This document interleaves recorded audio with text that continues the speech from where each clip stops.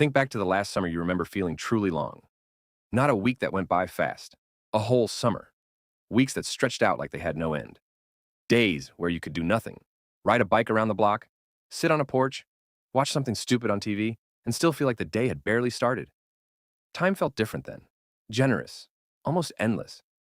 Now think about last year. What do you actually remember? A few moments maybe? A trip? A birthday? A conversation that stuck with you for some reason? A night that felt important? And then, somehow, it was January again. Same 12 months. Same 365 days. But it didn't feel that way. And the older you get, the more you feel it. Not just years. Months disappear. Seasons flip before you've had time to notice them. You blink and a whole chapter of your life is over. You know this feeling. But nobody really explains why it happens. The reason is stranger and more interesting than most people expect. Your brain is not a clock. It doesn't measure time the way a watch does, evenly, second by second. It measures time in information, in newness, in the weight of what it decided was worth remembering. When you are a child, almost everything is new. The first day at a new school, the first time you ride a bike without someone holding the back, the first time a song makes you feel something you don't have words for yet. Every single day, your brain is processing experiences it has never encountered before. And when the brain is learning something new, it pays more attention. It records more detail. It slows down and takes notes. More detail means more memory. More memory means more time. Think about a road you drive every single day. You could probably do it without thinking. You have done it without thinking. You get in the car, and then somehow you're already home and you don't remember a single turn, a single light, a single moment of the drive. Now think about the first time you drove somewhere completely unfamiliar. You remember the signs, the turns, the moment you thought you were lost, the slight anxiety of not knowing what came next. You remember it in detail because your brain decided it had to pay attention. The first time always feels longer, and childhood is made almost entirely of first times. There's a concept in psychology called the proportional theory of time. When you are 5 years old, 1 year is 20% of your entire life. It's enormous. It takes up a fifth of everything you have ever experienced. When you are 40, 1 year is 2.5% of your life. A small fraction of a long story you've already been living for decades. The older you get, the smaller each year becomes in comparison to everything you've already lived. So it doesn't just feel faster. Relative to your brain's entire library of experience, it actually is faster. But that's still not the whole answer. The deeper explanation has to do with something neuroscientists call novelty and memory encoding. In simple terms, the brain only bothers to store what's new. When nothing unfamiliar is happening, the brain compresses.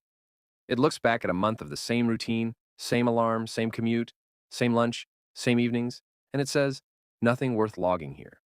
And so, the month collapses. Not while you're living it, but in memory afterward. And memory is the only way we experience time once a moment has passed. This is why a vacation feels long while you're actually there, but surprisingly short when you think back on it a few weeks later.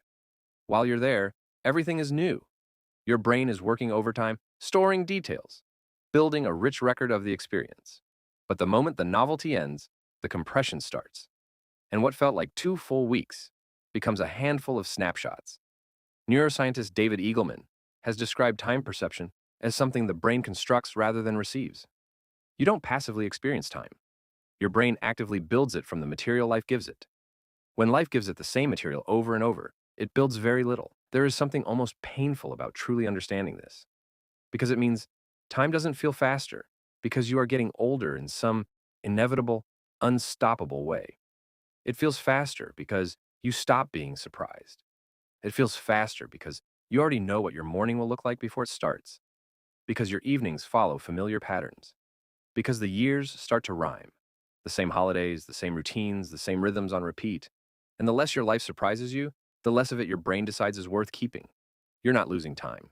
You're just living more of it on autopilot. But here's what that also means. You can slow it down, not by cramming more into your schedule, not by staying constantly busy. A packed routine is still a routine. Doing 50 things you've done before is not the same as doing one thing you haven't. You slow time down the same way you did as a child, by doing things your brain has never processed before. Go somewhere you have never been, even somewhere small, a part of your own city you've never walked through, a restaurant with a menu you don't recognize, a conversation with someone you've always kept at a comfortable distance. Read something in a genre you've always avoided. Take a different road home. Sit somewhere new and actually pay attention to what's around you instead of staring at your phone. Your brain doesn't care how dramatic the novelty is. It doesn't require skydiving or moving to another country.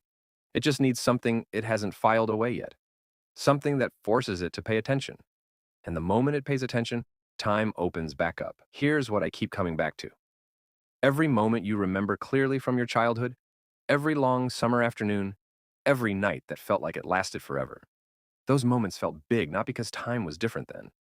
They felt big because you were different, because your brain was encountering the world like it was constantly seeing it for the first time. That capacity never left you.